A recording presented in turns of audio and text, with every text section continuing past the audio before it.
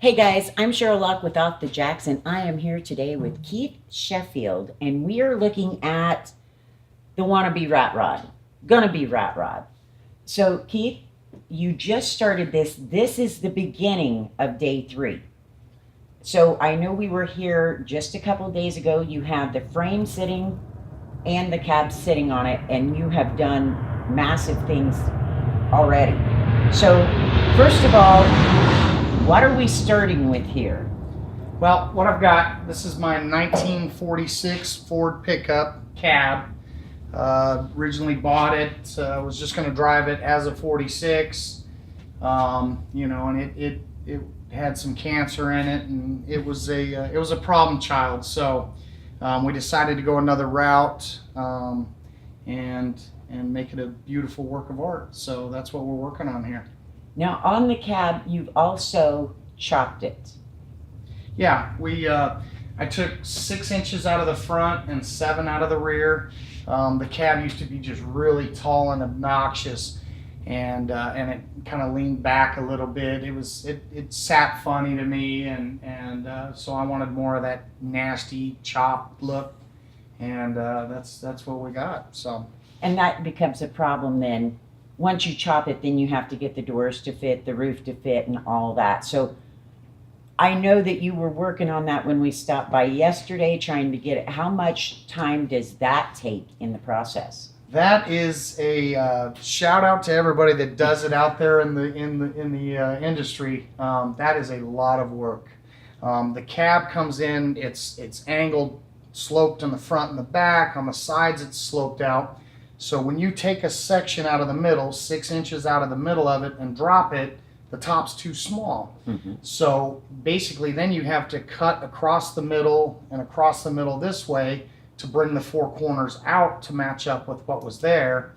Then you have to seam in something in the middle on both sides, and that is a lot of work. That just getting that to make it and getting it to actually fit, and it's a lot of work. With the rat rods, it's not so bad because it's expected to be stitched up and ugly and Frankenstein-like.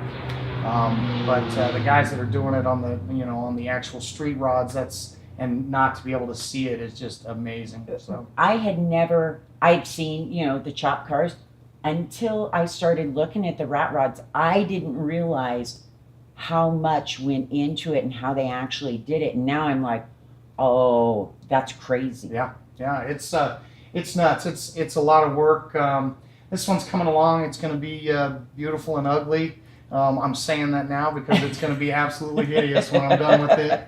It looks like I've been chasing it around with a MIG welder and flinging hot molten metal at it. But no, it'll be nice when it's done, and that's what I'm looking for, that ugliness. Now the frame, is this the original frame, or what kind of frame is this? This is actually the frame that was donated to me by a family member out in Colorado. It was originally a 1935 Ford coupe frame car. It was a rolling chassis. It's got a Mustang 2 front end in it. It's definitely a bastard child because it's got a Ford 8-inch rear end in it, a Ford Mustang from like a early 80s, late 70s Mustang front end in it, and Saturday I took all the cross bracing out of it. These frames were just big and ugly and heavy, and there's other things you can do to them now to strengthen them and not have all that metal get in the way back there. So that's kind of what we're in the middle of doing, and getting the engine placed in it. And I know that you have been moving quickly on it because this was not here. So tell us a little bit about it. So this is another bastard child here. This is out of a 2006 Chevy pickup. It's a Chevy LS engine. LS is, back in the day, the small block Chevy was what everybody did. It was the easy engine to do. This is the generation 3 of small block Chevys. It's called an LS, and basically it's all fuel injected. It's self-tuning. This thing, they put up stock they put up to like 400, close to 400 horsepower stock, and still get 22 miles to the gallon. So it's just a very economical engine with plenty of power to scoot this little thing along. That's my business here, is making LS harnesses,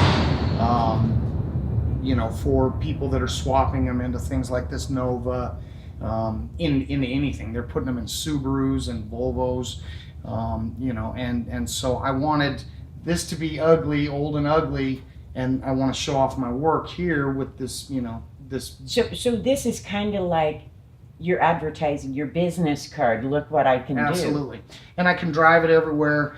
I want to build it to where I'm not trailering it to California, Colorado. I plan on driving this thing all over everywhere, doing shows and everything else. A lot of pictures, a lot of to exactly advertise my business and show what you can do and for minimal money. So. Well, I know that a lot of the rat rodders, they get like 10 miles to the gallon. So I guess you're going to be laughing at them when they have to pull over to the gas station. Yep. Constantly. You're going to be like, yeah, boys, look, do it right. Yeah, and it's, like I said, it's self-tuning, so I'm not adjusting a carburetor and trying to adjust the timing or any of that. It's got, sensors in it that say the it's burning too much fuel, it's not burning enough fuel, it's knocking, it's detonating, so it actually adjusts the timing and the fuel and everything for it. It'll have cruise control, remote start, everything on a rat rod. You know what I mean?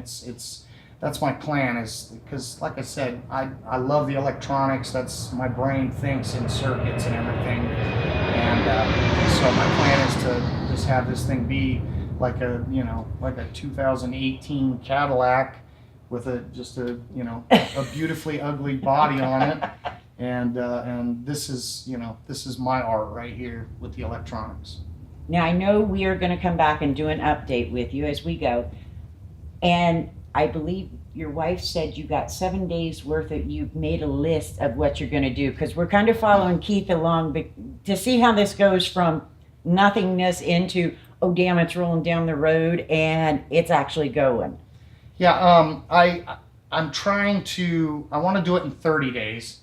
So I listed absolutely every nut and bolt. It took me a week to list everything out and exactly when I could do it, realistically. And I came out to 30 days. I have absolutely everything here, parts wise.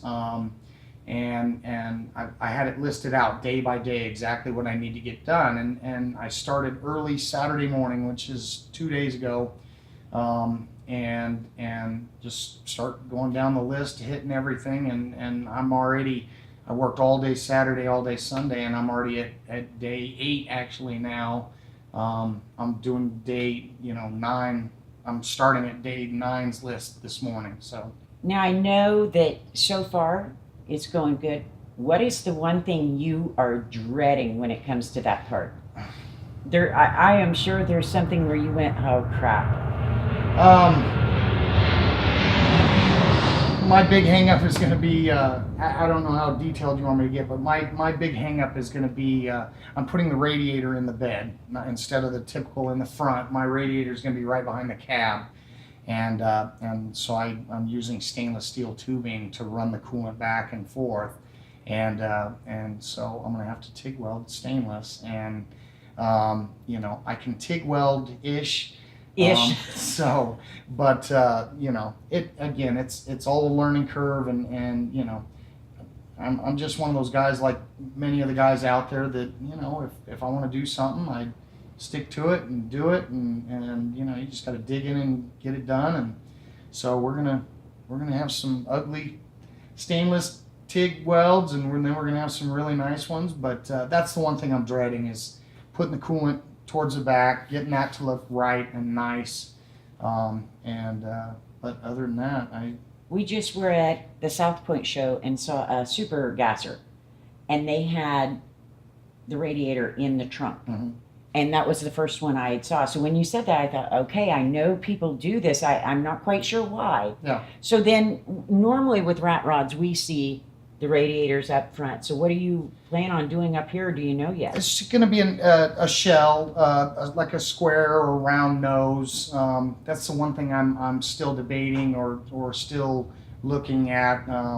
Probably an old tractor grill or an old car grill, but a nice, ugly, beautiful piece up there that it'll just be empty. It won't have a radiator in there, but it'll the air will be able to flow across the engine. Right. So, well, I have a feeling this is going to be exciting, and we will be coming back and doing some updates because I've never seen a rat rod built from basically nothing. Well, not nothing. This is quite the piece to start with, and you'll see it needs some love, but I'm sure it'll all work out.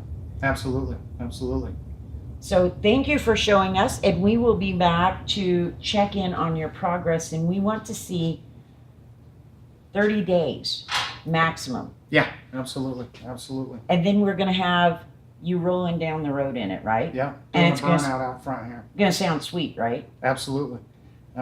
We got some cool surprises coming for just little stuff we're going to be doing inside and outside, and that's the key to it is doing that weird stuff to make people go, holy cow, I can't believe he did that. Obviously, it won't be anything on Dave Alexander's level, but we might have him come over and give us some artsy pointers. There you go. But so I think that's the thing I love about rat rods is there's so much personality. I mean, David, he has all of the trinkets and the artsy, and then you've got Paul that just is loud. Yeah.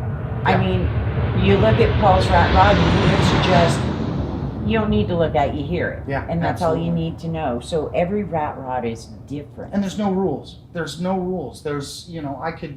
I could put a Cadillac seat in it. I can just there are no rules. The rules are it's got to have headlights and turn signals and make it down the road. You know what I mean? And that's the cool thing about the rat rods. There are rules because I'm pretty sure when I talked to Michelle that one of the rules was AC Yeah. and something that her butt can sit on and make it down the road Yeah, comfortably. So absolutely. you may not have rules for rat rods, but I'm pretty sure your passenger, Yeah, my boss. yeah, she gets to make some rules and you better stick with them. Absolutely. So it's gonna be a fun build, and I look forward to showing you guys what we're doing, and be here quick because it's gonna go quick. I've taken the rest of the month off, and this is what I'm working on. So it's gonna go quick. I'm excited. And you know what? If he doesn't make it in 30 days, I'll be the first over here banging on the door yelling. Oh, it'll be done. So you guys be sure to subscribe so that you don't miss our updates, and we'll be talking to Keith again soon. Shout Thanks out to for Connor. watching. Oh, Connor. Jeez, get him in there.